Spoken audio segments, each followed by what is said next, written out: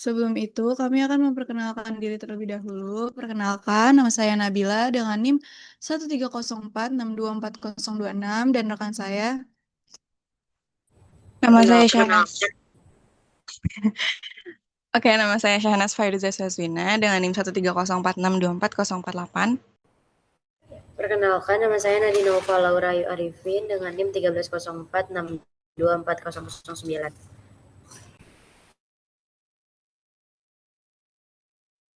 Baik, yang pertama akan dijelaskan oleh rekan saya.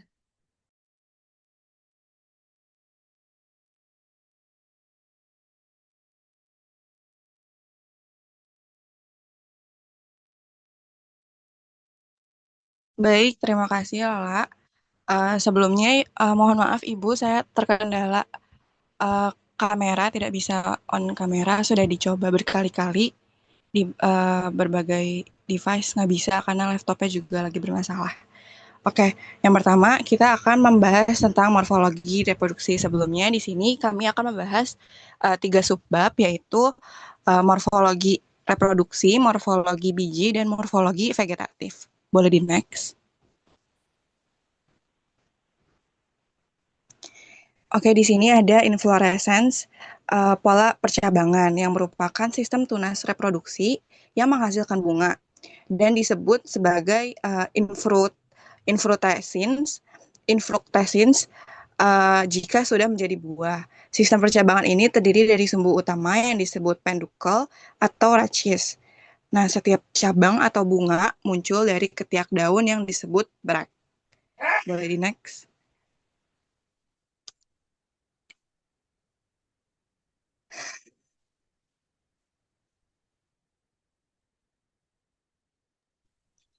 Selanjutnya ada pola percabangan yang pola percabangan utama pada inflorescence. Yang pertama ada monopodial yang merupakan sumbu utama terus tumbuh dan menghasilkan cabang atau bunga lateral. Yang kedua ada simpodial yang merupakan sumbu utama diakhiri oleh bunga atau inflorescence dan pertumbuhan dilanjutkan oleh tunas aksila.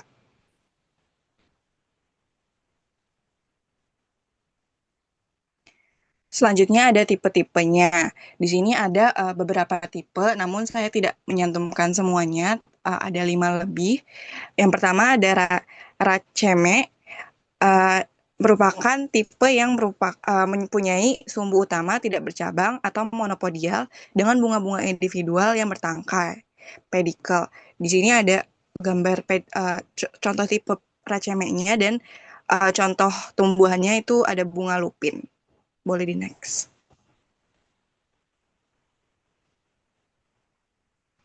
Lalu ada spike yang merupakan perbungaan monopodial yang bunganya tidak bertangkai. Kalau tadi bertangkai, yang ini tidak bertangkai dan menempel langsung pada sumbu utama. Di sini contohnya ada bunga liatris. Boleh di next. Lalu yang ketiga ada spadix yang merupakan tipe dengan sumbu yang tebal dan berdaging. Biasanya disokong oleh brake besar yang disebut spate. Di sini ada contohnya, ada anthurium. Boleh di next. Selanjutnya ada catkin yang merupakan tipe pembungaan spike yang menjuntai ke bawah karena beratnya sendiri. Bunga-bunga pada catkin biasanya berkelamin tunggal dan catkin jantan lebih panjang dan mencolok. Di sini ada contohnya, ada pohon alder. Di situ mirip dengan ilustrasi tipe catkin. Boleh di next. Lalu selanjutnya ada panicle yang merupakan perbungaan yang memiliki sumbu utama bercabang dan setiap cabang lateralnya juga bercabang lagi, menyerupai pohon kecil dan ini sangat sangat mempresentasikan dengan tumbuhan padi. Boleh di next. Selanjutnya ada korim. Bunga-bunga individual yang lebih rendah memiliki tangkai yang lebih panjang dan bunga-bunga yang lebih tinggi memiliki tangkai yang lebih pendek. Hal ini menyebabkan semua bunga ditampilkan pada tingkat horizontal yang hampir sama, menciptakan permukaan yang datar atau sedikit melengkung di bagian atas. Boleh di next. Selanjutnya ada capitulum. Bunga-bunga duduk di atas sumbu yang pipih, reseptakel. Lalu perbungaan ini terlihat seperti satu bunga besar yang sebenarnya adalah kumpulan bunga-bunga kecil atau floret yang tersusun rapat di atas sumbu yang pipih. Reseptakel ini kemudian dikelilingi oleh daun-daun kecil, filaris atau involucre. involucre. Lalu di sini ada ilustrasi tipe kapitulumnya. Contohnya itu ada bunga matahari. Selanjutnya ada Hypantodium yang merupakan tipe di mana sumbu perbungaan melipat ke dalam untuk membentuk struktur cawan atau kantung. Di sini contohnya itu ada pohon buah ara. Lalu contoh lain itu ada pohon beringin. Di sini ada tipenya, ilustrasinya, boleh di next. Selanjutnya ini dua yang terakhir ada Dichasial Kim sama Chime atau sama Pleiochasial Chime. Di sini yang Dichasial ini merupakan bunga terminal di sumbu utama yang dikelilingi oleh dua bunga lateral dengan pola yang sama, menghasilkan dua tunas lateral pada setiap tahap percabangan. Lalu di sini contohnya di Dichasial ini ada bunga anyelir dan ada ilustrasinya di atas di Dichasial sama Pleiochasial. Lalu yang Pleiochasial Chime ini merupakan bunga terminal di sumbu utama yang dikelilingi oleh lebih dari dua tunas lateral yang juga akan melanjutkan percabangan. Di sini ada contohnya Euphorbia. Boleh di next. Lalu ada urutan cabangnya. Banyak inflorescence yang bercabang secara rumit tetapi dengan pola yang seragam. Di sini ada 3 konsep yang membantu menjelaskan pola ini. Yang pertama ada parakladia yang merupakan hubungan percabangan yang teratur dan berulang yang membangun struktur yang bercabang. Yang kedua, sistem unit yang bercabang dalam pola ini disebut parakladium. Yang ketiga, sebuah parakladium tidak harus menjadi salinan yang persis sama dengan sumbu induknya. Lalu ada juga modifikasi perbungaan yang di mana inflorescence ini berarti nggak cuma berfungsi untuk menghasilkan bunga, tapi juga untuk modifikasi tujuan lain. Yang dimana fungsi saat berbunganya dia sebagai organ pemanjat seperti sulur atau pengait. Lalu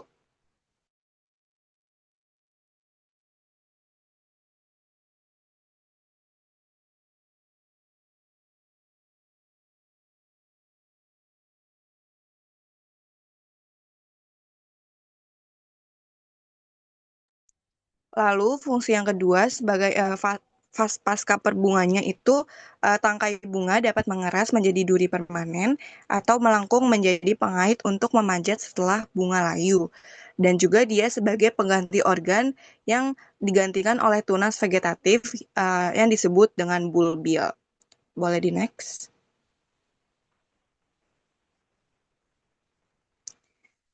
Lalu ini ada dua tipenya, ada monotelik dan politelik. Monotelik ini di mana semua sumbu lateral dan sumbu utama diakhiri oleh bunga. Semua chime adalah monotelik. Lalu yang sudah tadi dijelasin, tipe chime itu. Lalu ada politelik, di sini di mana sumbu-sumbu utama tidak diakhiri oleh bunga. Bagian-bagian yang menopang bunga dari parakladia politelik diberi nama khusus untuk menunjukkan perkembangan progresif dari seluruh bagian reproduksi tanaman. Lalu inflorescence juga bisa dapat menyerupai satu bunga tunggal dan disebut dengan pseudanthium. Dan morfologinya itu ada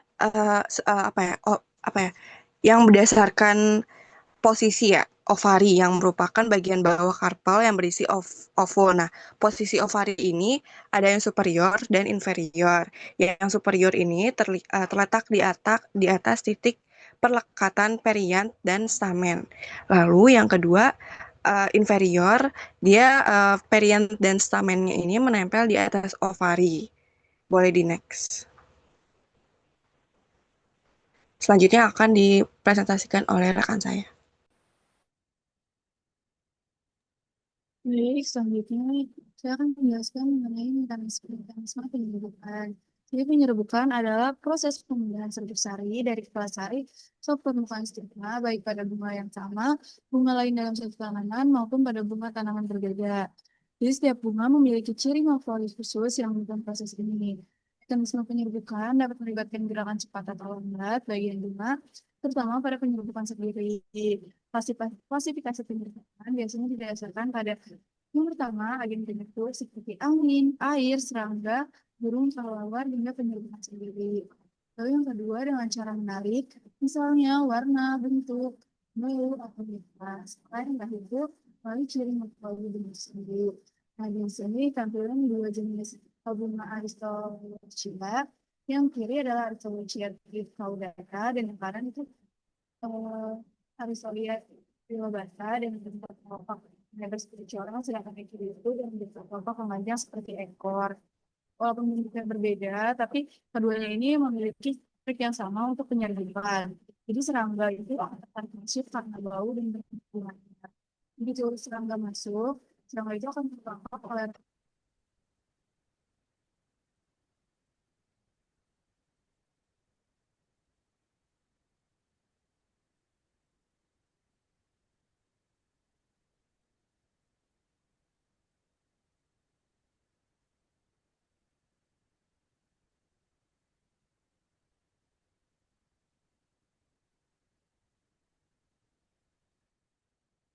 Suaranya tidak terdengar ya.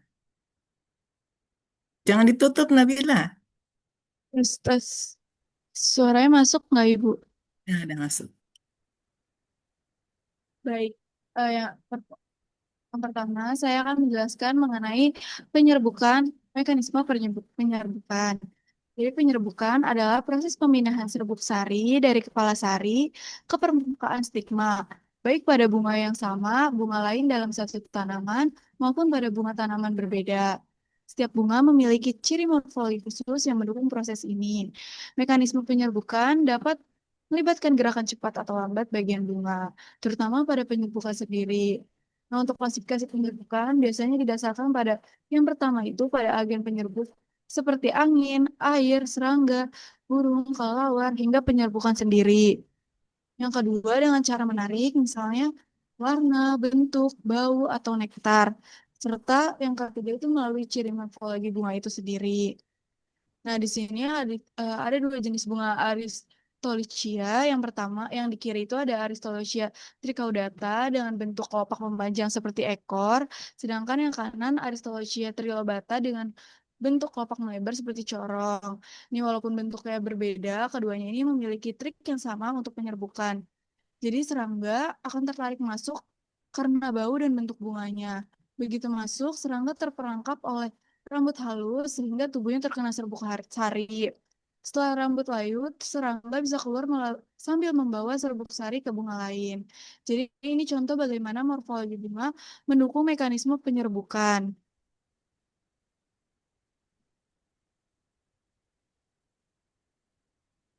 Selanjutnya, selanjutnya ada morfologi reproduksi, mekanisme penyerbukan.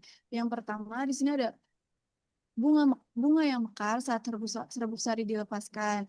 Jadi bunga ini bisa tidak mencolok atau justru mencolok dengan bentuk yang beragam seperti mangkuk, lonceng, kepala atau berus, saluran atau bulat, bendera hingga tabung. Nah, yang kedua ada bunga yang hanya terbuka ketika dikunjungi serangga atau hewan penyerbuk, sehingga proses pelepasan serbuk sari terjadi saat itu juga. Yang ketiga, terdapat bunga yang membentuk perangkap bagi pengunjungnya, misalnya serangga yang terjebak sementara sehingga meningkatkan peluang penyerbukan. Yang keempat, ada bunga yang selalu tertutup sehingga hanya bisa melakukan penyerbukan sendiri atau self-pollination. Yang kelima, beberapa bunga memiliki dua mekanisme sekaligus, yaitu mampu melakukan penyerbukan sendiri, tetapi juga memungkinkan cara lain. Yang keenam, ada sistem mekanisme yang tidak hanya berlaku pada bunga tunggal, tapi juga pada perbunga yang berfungsi sebagai satu bunga utuh atau pseudotrium. Contohnya pada capitulum, pada famili Compositae. Yang terakhir, ada berbagai variasi atau penyerbukan dari sistem ini bisa berkembang lebih lanjut sesuai adaptasi bunga dengan penyerbuknya. Selanjutnya ada morfologi buah. Jadi secara botani, buah adalah struktur yang terbentuk setelah pembuahan dan berfungsi membawa biji. Nah, berdasarkan asalnya, buah dibedakan menjadi yang pertama buah sederhana dari satu karpel atau ovarium carpus, lalu buah agregat atau etaerio dari bunga apocarpus dengan karpel terpisah. Lalu bunga majemuk dari sekumpulan bunga dalam satu perbungaan, serta buah semu atau pseudocarp yang melibatkan bunga lain, bagian lain selain ovarium, misalnya dasar bunga. Nah, klasifikasi buah juga dapat didasarkan pada sifatnya, yaitu kering atau berdaging, serta dehiscent atau pecah saat melepaskan biji, atau indehiscent atau tidak pecah. Dinding buah atau perikarp terdiri atas perikarp kulit luar, mesokarp lapisan tengah yang sering menjadi daging buah, dan endokarp lapisan paling dalam biasanya keras. Nah, contoh buah sederhana antara lain drupe seperti kelapa dan persik, beri seperti anggur, serta hesperidium seperti jeruk. Selanjutnya ada morfologi buah. Jadi di sini pada slide ini kita bisa melihat berbagai tipe morfologi buah. Buah pada tumbuhan itu memiliki bentuk yang sangat bervariasi, mulai dari kapsul, polong, beri, kacang hingga karyopsis. Dan sebagai contoh di sini yang pertama ada Epidendrum sp yang menghasilkan buah kapsul septifragal, sedangkan Fraxinus excelsior yang membentuk buah samara yang bersayap. Lalu ada Mespilus germanica memiliki buah pome atau buah semu, misalnya mirip seperti pir. Lalu ada Opuntia, di bawahnya ada Opuntia sp menghasilkan buah bumi atau beri yang berdaging. Sementara ada juga Quercus petracea yang menghasilkan buah kacang atau nut. Lalu ada juga Triticum aestivum atau gandum yang menghasilkan buah Caryopsis khas tumbuhan rumput-rumputan di mana biji menyatu dengan dinding buah. Jadi dari contoh-contoh ini bisa dilihat betapa beragamnya bentuk buah dan masing-masing tipe punya peran penting dalam melindungi serta menyebarkan bijinya. Nah, selanjutnya ada morfologi benih. Jadi setiap bakal biji di dalam ovarium akan menjadi biji setelah pembuahan. Rangkaian disebut funiculus yang meninggalkan bekas silum bila biji terlepas. Bakal biji dilapisi integumen dengan celah kecil atau mikropil tempat masuknya tabung serbuk sari. Nah, integumen berkembang menjadi kulit biji atau testa. Posisi bakal biji bisa lurus atau ortotropus atau melengkung anatropus sehingga mikropil berada dekat hilum atau funiculus tampak seperti rafi. Testa dapat mengeras atau sklerotesta atau memiliki lapisan lunak sarkotesta, kadang ditambah tonjolan berdaging seperti Arillus, Strophiole, Caruncula, atau Arilode yang membantu penyebaran. Seringkali istilah biji dipakai keliru untuk menyebut buah kering tidak pecah. Misalnya pada padi Caryopsis, pada Seledri Mericarp, dan pada bit Actione atau kacang. Dan di sini ada penyebaran buah dan biji. Penyebaran tumbuhan langsung melalui diaspora, yaitu satuan penyebaran berupa buah, biji, atau bulbil. Agen utamanya itu penyebaran adalah angin, air, hewan, dan mekanisme peledakan atau balistik. Untuk angin, buah atau biji biasanya memiliki sayap, rambut, atau bentuk parasut agar ringan dan mudah terbawa. Pada hewan, penyebaran bisa terjadi karena daging buah yang dimakan atau karena adanya duri kait yang menempel pada bulu atau bulu burung. Beberapa biji juga memiliki arillus atau elaiosom, jaringan penghasil minyak yang menarik semut agar membawanya. Di penyebaran dengan air memanfaatkan buah atau biji yang tahan terapung, misalnya kelapa. Lalu sementara itu, penyebaran balistik terjadi ketika buah kering pecah dan melontarkan biji secara tiba-tiba. Tidak semua tumbuhan menyebarkan bijinya jauh, ada yang hanya jatuh di sekitar induk, bahkan ada yang berkecambah langsung di dalam buah sebelum terlepas dari tanaman induk yang disebut vivipari. Selanjutnya ada morfologi bibit, terminologi. Biji umumnya berisi satu embrio yang sudah memiliki bakal akar atau radikula dan bakal tunas belum mula, serta cadangan makanan untuk mendukung pertumbuhan awal hingga mampu berfotosintesis. Proses keluarnya embrio dari kulit biji disebut perkecambahan, dan tanaman muda hasilnya disebut semai. Pada dikotil, embrio memiliki dua kotiledon yang bisa menyimpan cadangan makanan dan berfungsi fotosintetik. Kotiledon ini terletak di antara di antara akar atau radikula dan batang muda, dengan bagian bawah disebut hipokotil dan bagian atas epikotil. Pada monokotil hanya ada satu kotiledon. Cadangan makanan tidak tersimpan di dalam kotiledon, melainkan di endosperma yang kemudian diserap saat perkecambahan. Nah, selanjutnya ada morfologi bibit perkecambahan. Selama perkecambahan, biji berubah dari kecambah yang bergantung pada cadangan makanan menjadi tanaman muda yang mampu berfotosintesis. Nah, tahap awal dimulai dengan penyerapan air atau EBBC, lalu pembentukan akar untuk menyerap air dan mendapatkan tanaman. Cadangan makanan tersimpan pada kotiledon dikotil atau endosperma monokotil, kadang juga dari jaringan ovula atau perisperm. Terdapat dua tipe utama. Yang pertama epigeal atau kotiledon terangkat ke atas tanah karena hipokotil memanjang, dan yang kedua hipogeal atau kotiledon tetap di bawah tanah karena epikotil memanjang. Pada monokotil, kotiledon bisa memanjang mendorong embrio keluar atau tetap di dalam biji untuk menyerap endosperma, sedangkan tunas dilindungi oleh koleoptil. Pada dikotil, akar primer tumbuh membentuk akar lateral, sedangkan monokotil juga memiliki calon akar atau akar seminal yang berkembang menjadi akar adventif. Selanjutnya akan dijelaskan oleh rekan saya. Selanjutnya saya akan melanjutkan tentang morfologi kecambah atau hipokotil. Nah, hipokotil ini apa sih? Hipokotil ini adalah bagian batang yang menghubungkan kotiledon dengan akar primer pada tumbuhan dengan perkecambahan epigeal. Nah, hipokotil ini akan tampak memanjang dan berfungsi membawa kotiledon ke atas tanah. Nah, struktur ini memiliki ciri yang mirip dengan akar. Nah, misalnya dapat memiliki rambut akar atau menghasilkan akar adventif.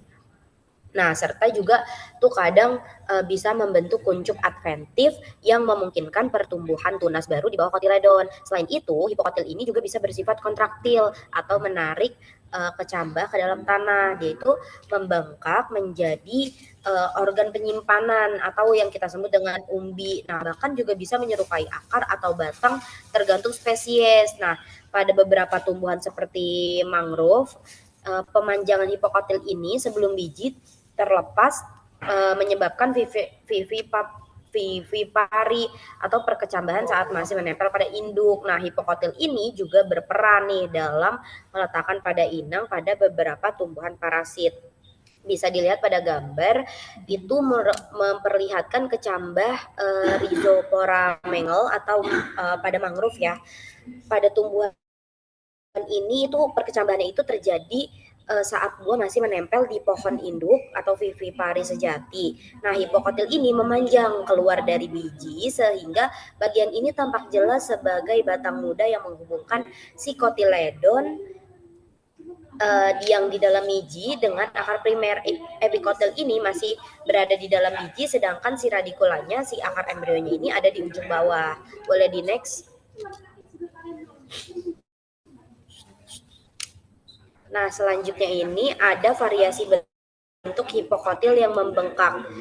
Nah, ini tuh ada yang nomor 1, yang A itu ada Pastinaca sativa atau wortel pansip.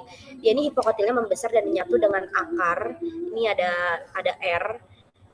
Ini yang menyatu dengan akar, terus terlihat seperti akar tunggang yang menebal. Terus yang B itu ada beta vulgaris atau beet, yaitu hipokotilnya membesar membentuk ubi penyimpanan di bagian bawah batang.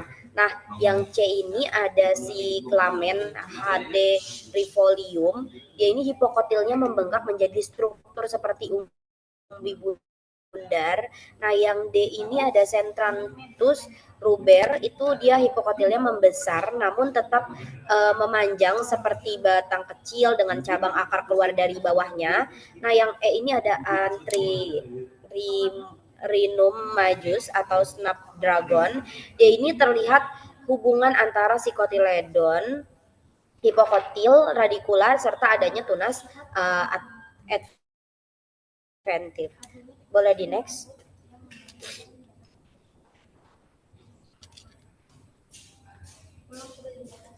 Nah, selanjutnya ini ada morfologi bibit atau pembentukan pertumbuhan. Proses kecambahan ini menghasilkan kecambah muda yang berakar di tanah.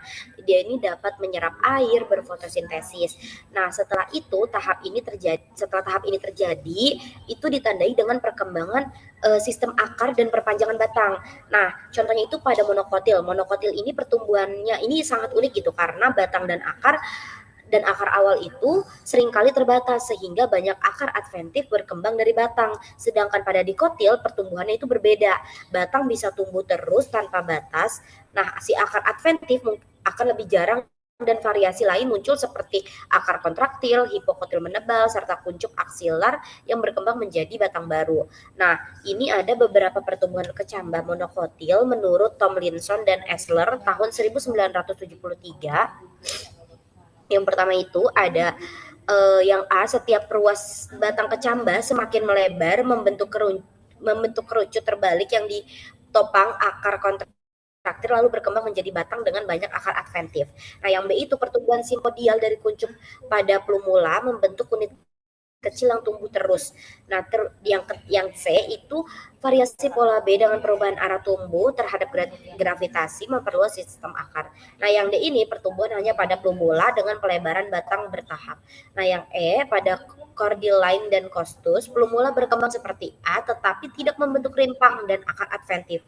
Nah, yang F pertumbuhan cepat dengan batang tegak atau memanjat dilengkapi dengan akar penyangga.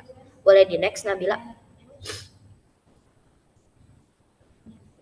Nah, ini ada morfologi bibit pertumbuhan tahap awal. Dari gambar tersebut, itu kan seedling morfologi atau establishment grow gitu, yang berarti morfologi semai atau pertumbuhan tahap awal gitu. Nah, pada gambar A itu produksi stolonnya dari induk tanaman, pertumbuhan itu ada produksi stolon dari induk tanaman. Jadi pertumbuhannya itu menyamping gitu dengan menjalar untuk menghasilkan individu baru.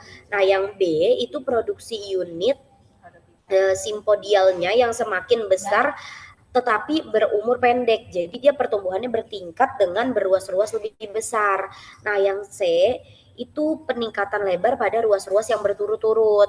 Nah, yang D itu pertumbuhan simpodial dengan arah pertumbuhan yang bergantian. Yang E itu peningkatan lebar batang akibat aktivitas kambium atau pembesaran sekunder. Nah, yang F itu sama seperti C sebenarnya, tetapi dengan pertumbuhan awal ke bawah. Nah, yang G itu pertumbuhan awalnya ke atas atau vertikal yang ditopang oleh akar, tunjang, atang dengan ruas-ruas yang panjang dan hidup lama. Nah, yang I itu peningkatan ukuran pada unit simpodial yang berturut-turut. Yang J itu ada contoh Oxalis hirta di mana radikulanya ini berkontraksi lalu helaian daun tertarik ke bawah sehingga bagian bawah atau bulbus ini masuk ke dalam tanah itu. Nah, yang K ini pertumbuhan tunas tunggal sampai mengarah ke bawah. Boleh di next.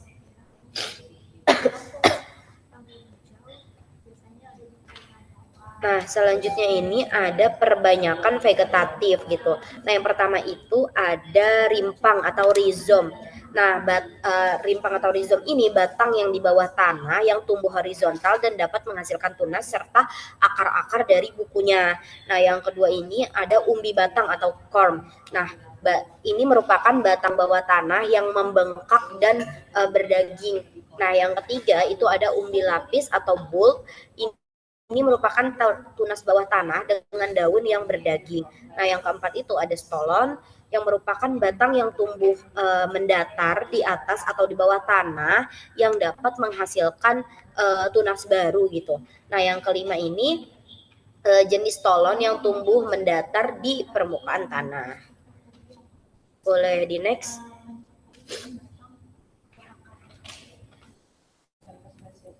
Nah, selanjutnya itu ada perkembangan vegetatif atau bulbil, si bulbil dan si turion ini. Nah, bulbil ini adalah semacam umbi kecil yang merupakan modifikasi dari batang pendek.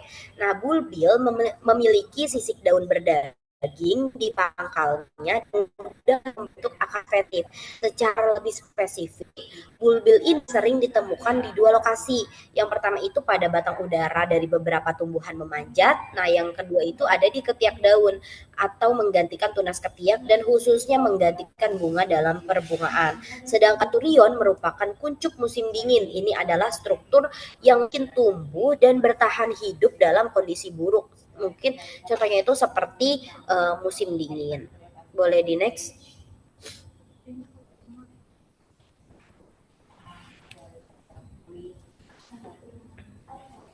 Selanjutnya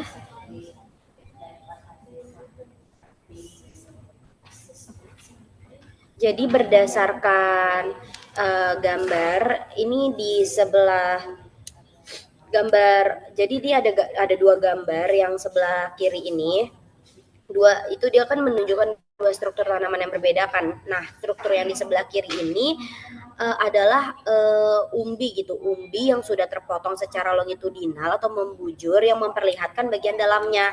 Nah, di bagian bawahnya itu terdapat sulur atau dropper yang disebut dengan sinkers yang memanjang ke bawah. Nah, struktur yang di sebelah kanan ini merupakan umbi yang utuh gitu. Jadi di bawahnya dia terdapat dua tunas potensial, yaitu dua tunas yang potensial itu.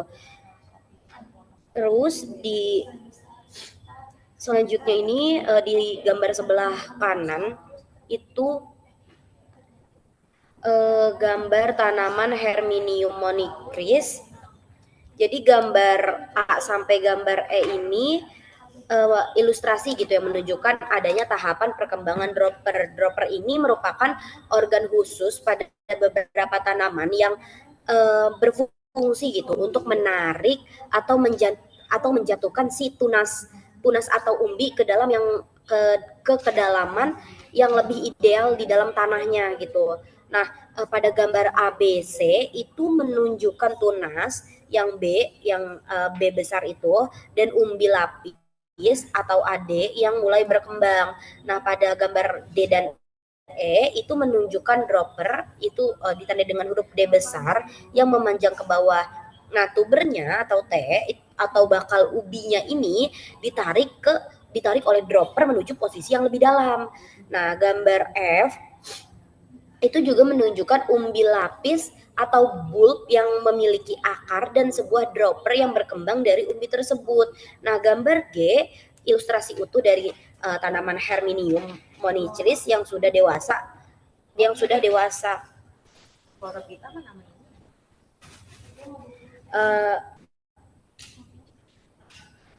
Selanjutnya itu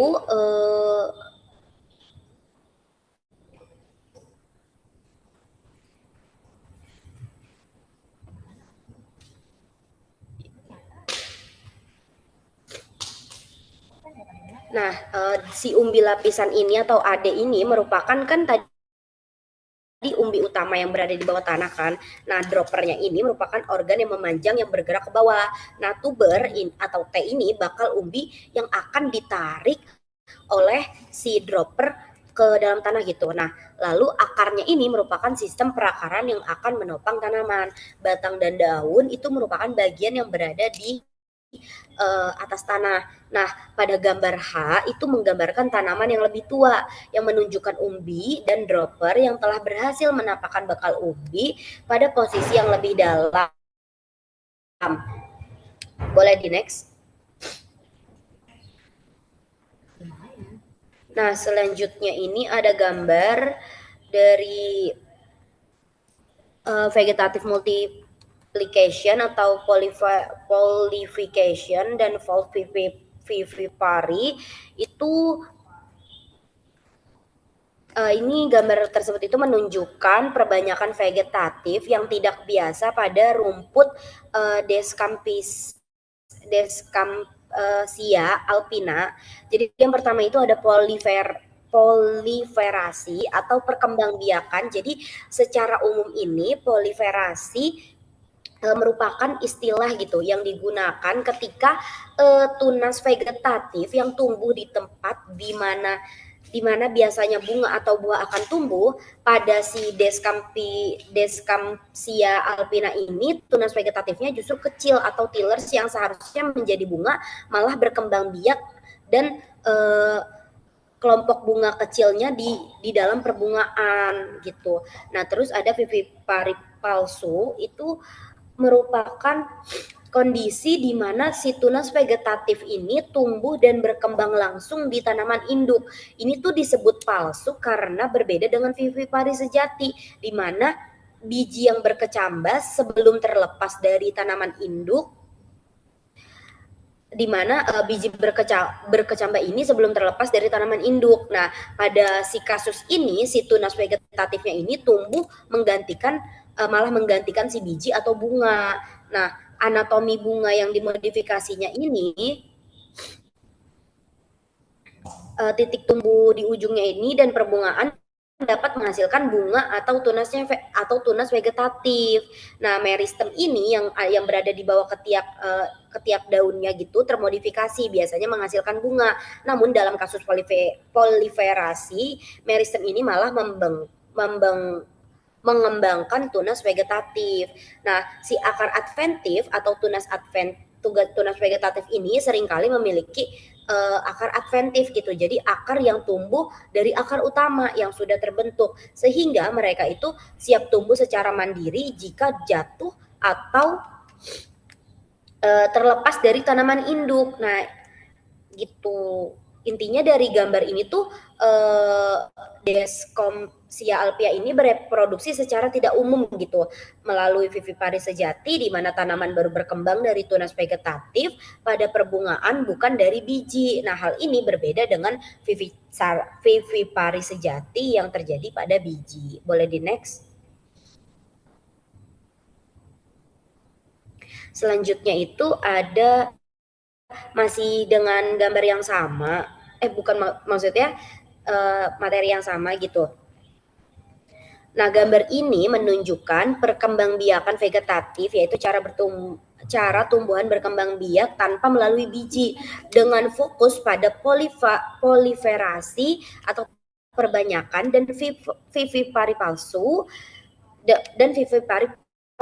Nah, secara umum vivipari adalah ketika si biji ini atau embrio ini mulai tumbuh sebelum terpisah dari induknya.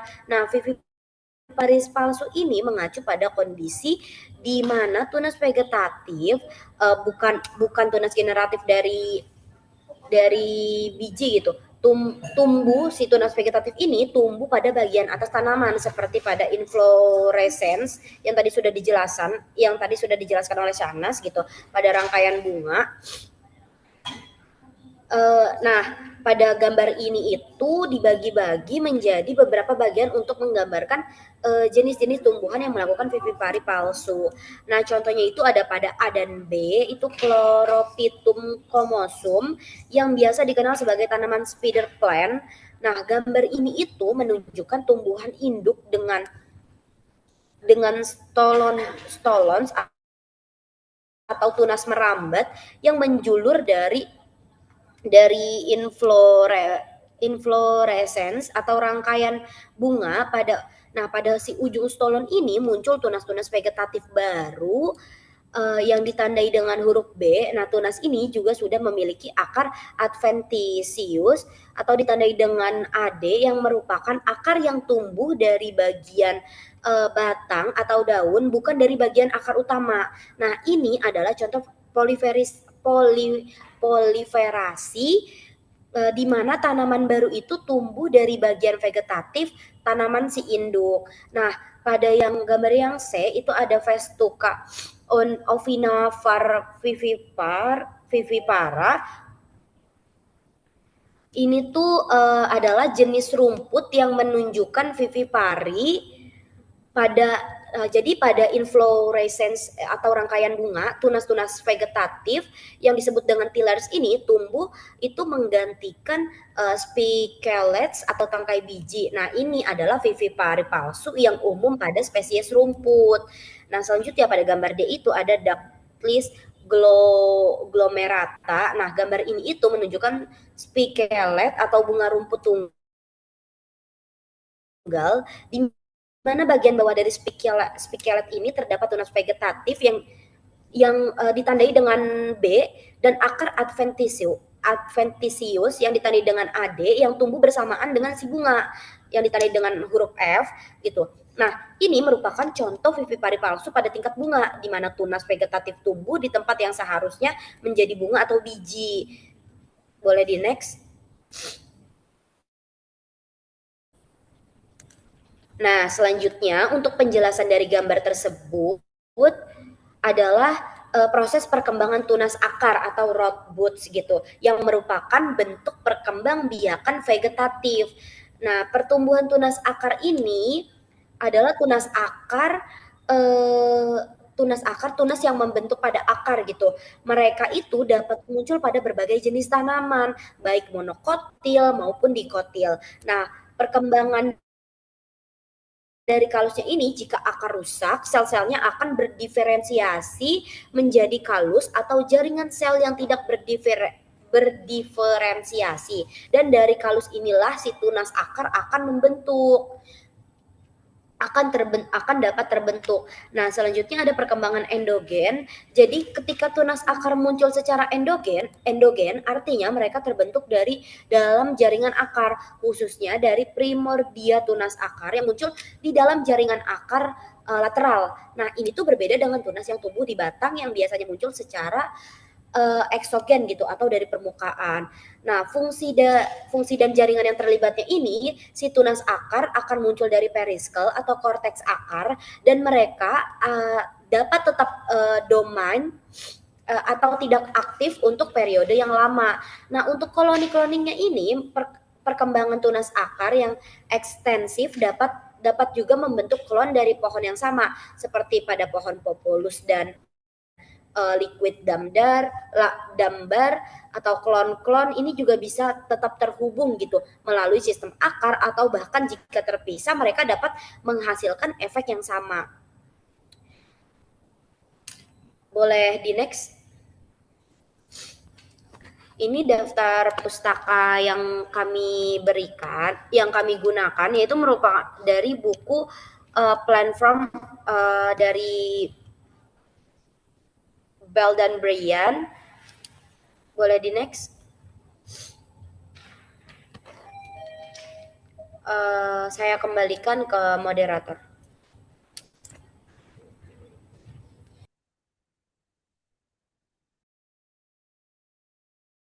Ya, terima kasih ya kepada kelompok penyaji yang luar biasa, kelompok 3 ya, yang sudah membahas mengenai reproduksi ya, morfologi reproduksi, kemudian morfologi kecambah dan perbanyakan secara vegetatif ya, luar biasa sekali ya.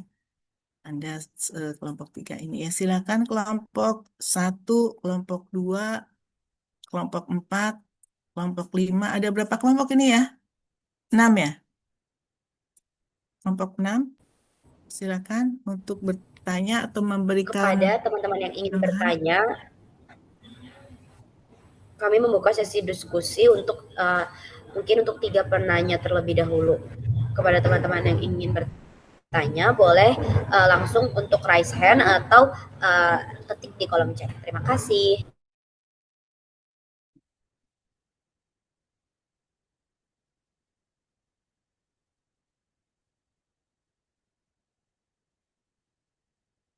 Atau misalnya saya tanya nih tentang apa penelitian Anda ya. Ini ya ada Rayenda Algania ya. Ya, silakan.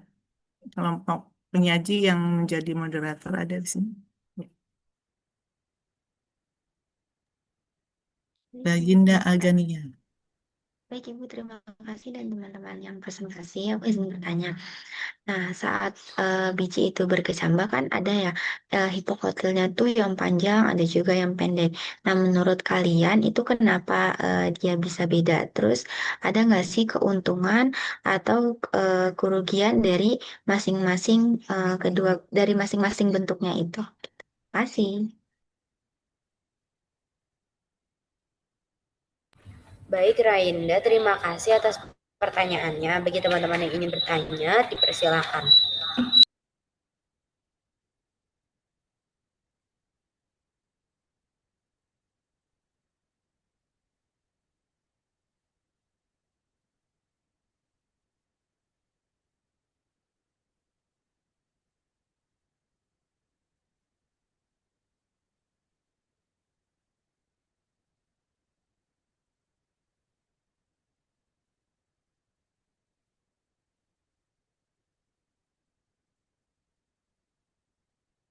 Ya, silakan. Kelompok lainnya. Tadi Rayunda di kelompok berapa, Rayunda? Kelompok dua Ibu. Sekarang kelompok satu belum nih. Kelompok satu, kelompok 4, 5, 6.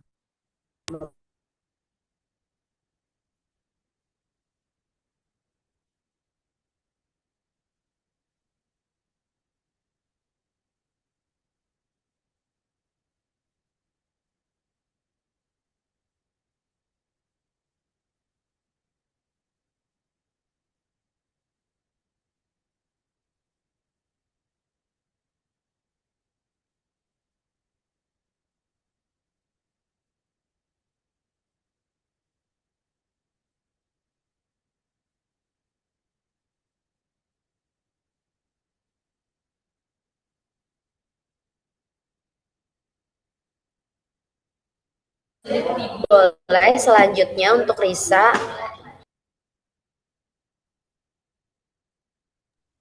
Baik, terima kasih. Eh, izin bertanya untuk kelompok penyaji. Tadi sudah dijelaskan tentang pola percabangan itu ada monopodial sama simpodial. Nah, saya mau tanya, bisa nggak sih satu jenis tanaman itu memiliki kombinasi pola monopodial dan simpodial? Dan kalau misalkan bisa, tolong kasih contoh tanamannya. Terima kasih.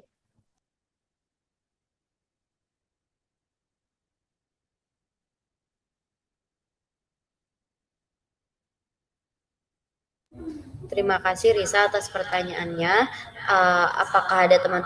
Apakah teman-teman ada yang ingin bertanya lagi?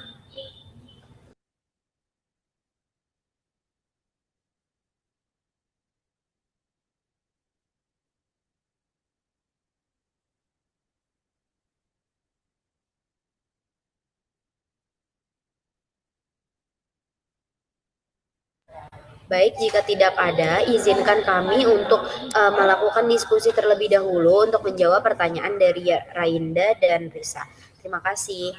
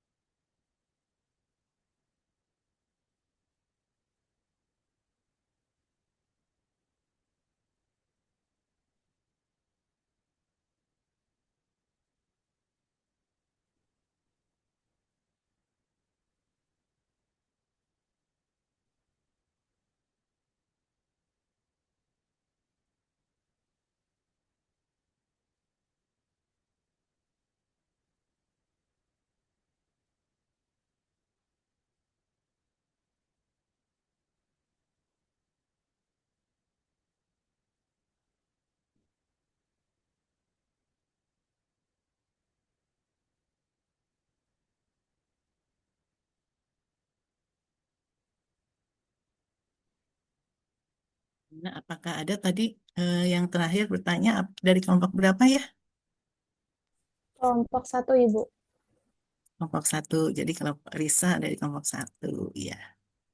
Agania dari kelompok dua, kelompok tiga, empat, lima, kelompok empat, lima, enam ya. Kelompok tiga yang menjawab. Ya, 4, 5, 6 silakan.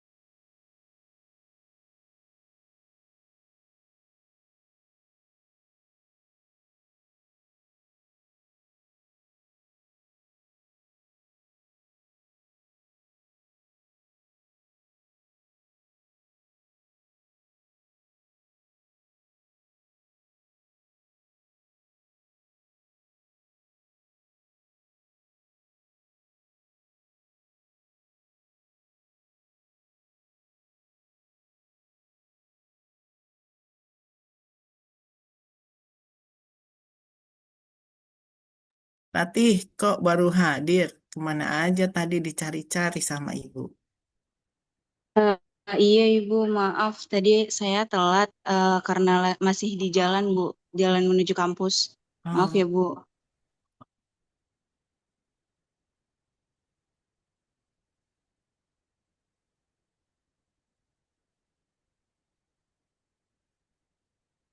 sekarang ada yang hilang. Anda ada perkuliahan pagi ini, Ratih, di kampus? Ada praktikum botani kriptogam Bu, nanti jam 10.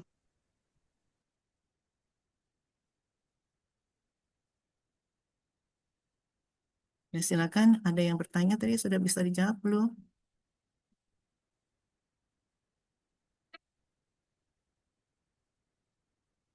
Ya, Ratih ada pertanyaan? Ratih, silakan. Iya Ibu. Tadi kan dijelasin tentang urutan cabang Intelrescan ya. Itu kan tadi dijelaskan bahwa setiap unit yang berulang dalam pola ini disebut parasladium. Nah, pertanyaannya bagaimana pola parasladia ini dapat digunakan untuk membedakan antara inflorescen yang tampak serupa secara morfologis? Itu pertanyaan, Bu. Terima kasih. Baik, terima kasih Rati untuk pertanyaannya. Boleh ditaruh di kolom chat ya. Terima kasih.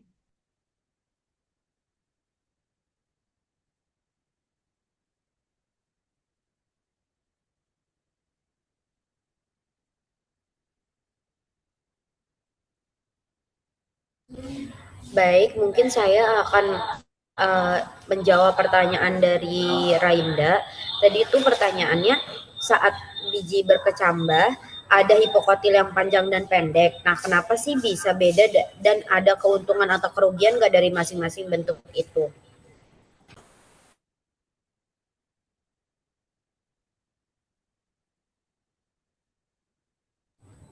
Nah, perbedaan panjang dan pendeknya dari si panjang dan pendeknya hipokotil ini pada saat biji berkecambah ini dipengaruhi oleh tipe perkecambahan yang terjadi.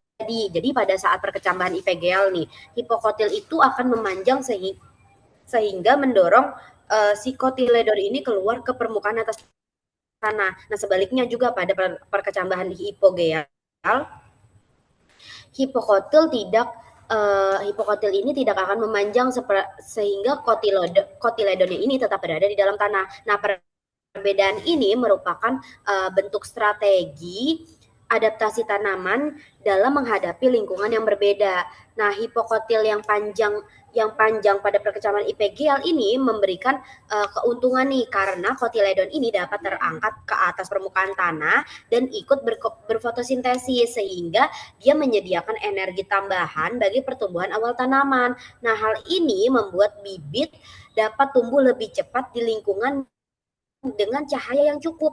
Namun, si kotiledon ini yang berada di atas tanah akan lebih rentan terhadap kerusakan akibat herbivora, kekeringan, atau faktor lingkungan yang lain. Nah, sebaliknya pada hipokotil yang pendek, pada perkecambahan hipogeal, membuat si kotiledon ini tetap terlindung di dalam tanah, sehingga cadangan makanan pada kotiledon ini akan lebih aman dari gangguan luar, baik dari hewan maupun kondisi dari lingkungan itu sendiri gitu, atau kondisi lingkungan yang ekstrim. Nah, akan tetapi karena kotiledon ini tidak bisa membantu berfotosintesis, pertumbuhan awal tanaman mungkin akan lebih lambat dan sepenuhnya itu bergantung pada daun sejati yang terbentuk kemudian.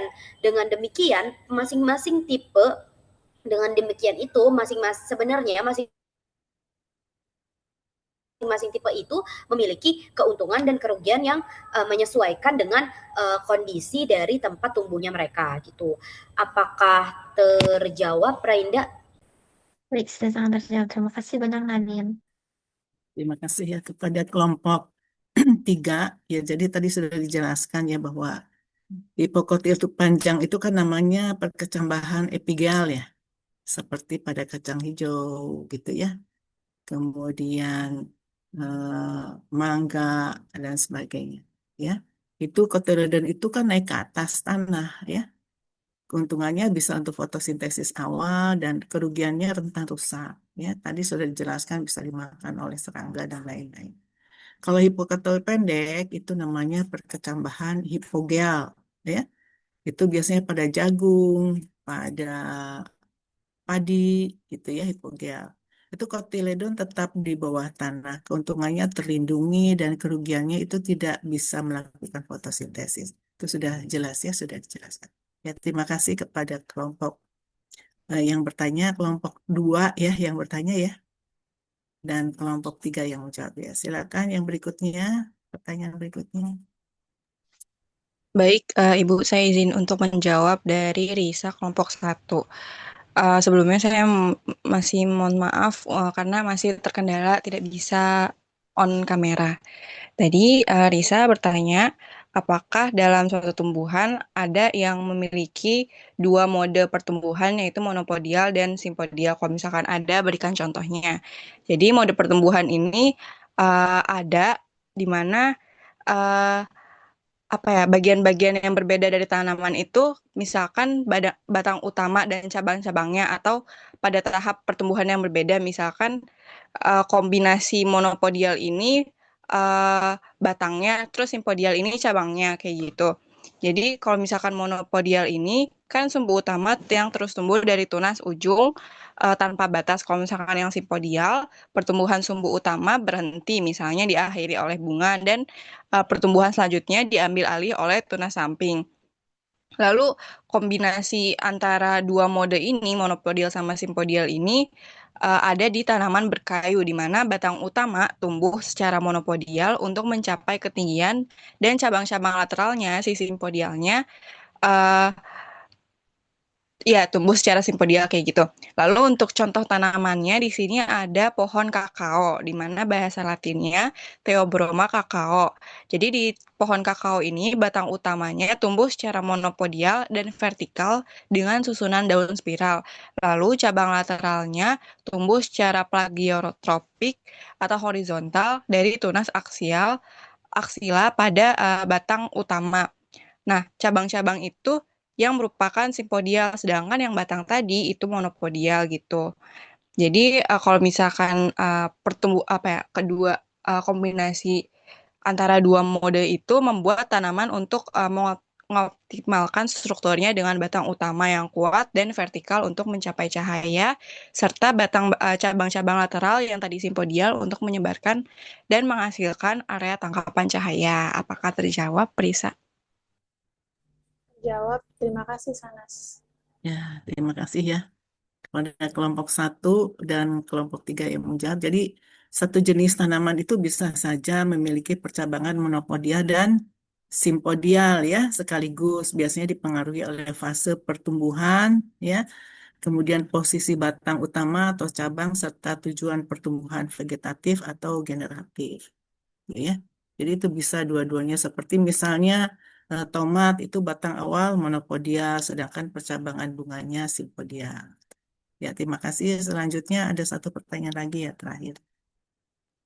Baik, saya di sini akan menjawab pertanyaan dari Rati, yaitu pertanyaannya, bagaimana pola parakladia dapat digunakan untuk membedakan antara inflorescence yang tampak serupa secara morfologis? Jadi, kita bisa membedakan itu dengan melihat pola penyusunan parakladianya. eh Walaupun dia tampak mirip dari luar.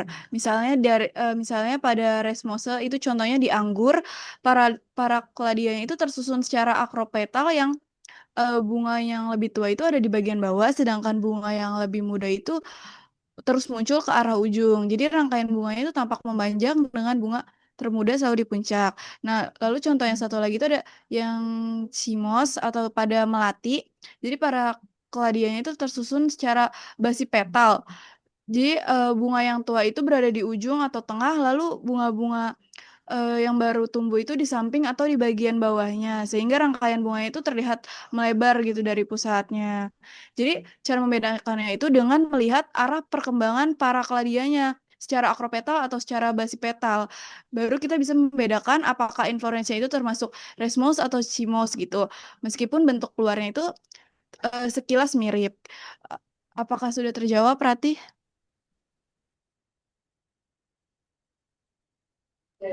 Sudah Nabila, terima kasih. Ya, terima kasih ya. Jadi tadi yang ditanyakan oleh kawannya itu adalah tentang eh, parakladia itu ya. Topik parakladia itu penting untuk memahami inflorescence atau perbungaan yang kadang tampak mirip secara morfologis. Di parakladia itu apa sih sebenarnya? Parakladia itu kan cabang-cabang lateral yang menyusun perbungaan ya. Itu inflorescence. Jadi pola percabangan parakladia sangat menentukan tipe inflorescence sehingga meskipun dua perbungaan terlihat serupa, kita bisa membedakannya berdasarkan arah dan posisi pertumbuhan parakladia. Misalnya ada monokasium, hanya satu parakladium ya, tumbuh dari setiap simpul ya. Misalnya pada helikoid ya, ada yang helikoid itu pada heliotropium, sedangkan scorpioid itu pada boraginaceae. Ada juga yang dikasium dari satu simpul tumbuh dua parakladia di kiri dan kanan secara berlawanan. Bentuk ini khas keluarga Caryophyllaceae, misalnya nyelir ya. Ya, kemudian ada Pleocasium dari satu simpul tumbuh lebih dari dua parakladia sekaligus, misalnya pada Euphorbia gitu ya. Jadi parakladia itu ada mono, di, Pleocasium itu adalah kunci untuk membedakan inflorescence yang tampak mirip. Jadi monokasium satu parakladium, sedangkan dikasium dua parakladia kiri kanan ya. Pleocasium itu banyak parakladia tampak seperti payung antara lain. Ya, terima kasih ya kepada eh, yang barusan bertanya itu yaitu Rati ya. Rati di kelompok berapa Rati? Rati dari kelompok berapa? Kelom- Enam. Kelompok 2, Bu. Oh, kelompok dua ya. Baik, terima kasih. Ya, apakah kelompok satu, kelompok dua, dan kelompok tiga sudah punya judul penelitian yang akan dibahas? Saya pernah melemparkan beberapa judul, tapi itu terserah Anda. Apakah ingin judul sendiri juga boleh ya. Kira-kira apa nih judulnya penelitiannya untuk kelompok tiga dan kelompok dua? Kelompok dua belum bercerita ya. Kelompok dua apa? Kelompok tiga apa? Judul penelitiannya. Sudah punya belum? Kelompok tiga judul penelitiannya. Morfologi tumbuhan. Misalnya tadi kan ada bunga ya, Anda kan membahas bunga. Bisa saja studi morfologi bunga anggrek ya sebagai penentu mekanisme penyerbukan bisa gitu.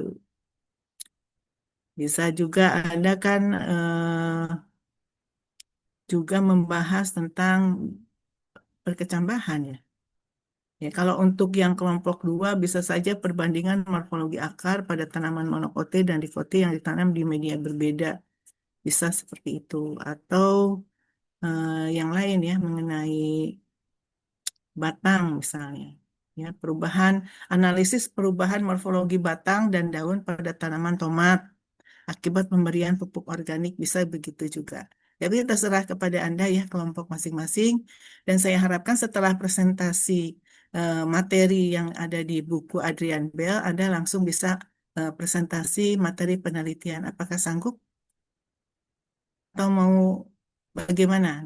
Apakah sanggup atau tidak untuk materi penelitian yang Anda lakukan?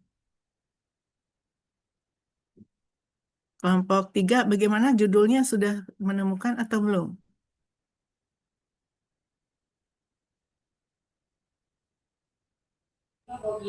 Belum, Ibu. Ya, coba Anda cari ya. Anda cari, kemudian Anda lakukan secara kelompok, membuat proposal, dan kemudian langsung ke lapangan. Jadi saya kan sudah melemparkan beberapa judul. Apakah Anda sanggup yang mana, ataukah Anda mau cari judul sendiri, boleh saja.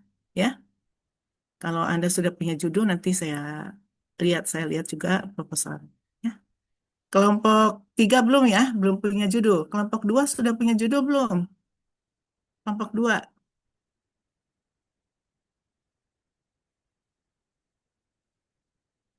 Kelompok 2 Belum juga, Ibu. bisa saja perbandingan morfologi akar pada tanaman monokotil dan dikotil bisa, yang ditanam pada media berbeda bisa. Atau misalnya batang ya, tentang batang juga kan. Analisis perubahan morfologi batang dan daun pada tanaman tomat akibat pemberian pupuk organik. Kapan kita bisa bertemu ya untuk melakukan penelitian ini? Kalau misalnya Anda belum bisa melakukan penelitian, kita lakukan penelitian di greenhouse atau di mana ya? Siap? Tapi Anda tentukan judulnya ya. Kelompok 1 sudah punya judul belum? Kelompok 1. Belum juga, Ibu. Saya kan pernah melemparkan judul misalnya variasi bentuk daun pada beberapa spesies tanaman hias tropis dan kaitannya dengan adaptasi lingkungan, ataukah mau yang mana ya, terserah. Apakah hubungan variasi morfologi daun dengan tingkat elevasi dan tumbuhan pada tumbuhan paku di daerah pegunungan atau apa ya. Coba Anda tentukan judul, kemudian Anda sampaikan di grup ya. Baik, Ibu.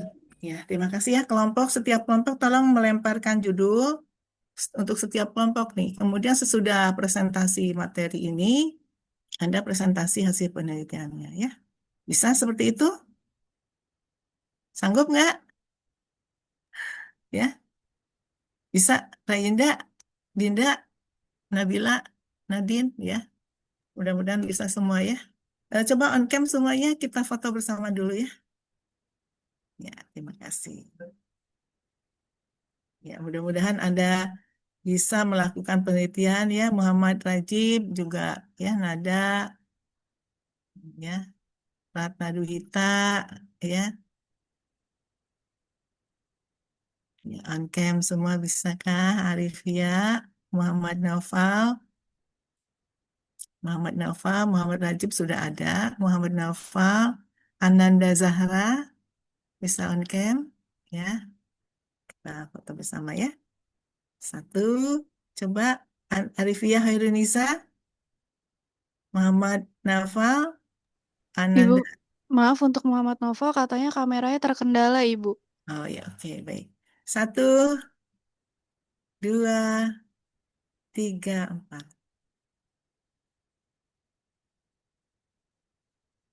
Sekali lagi ya.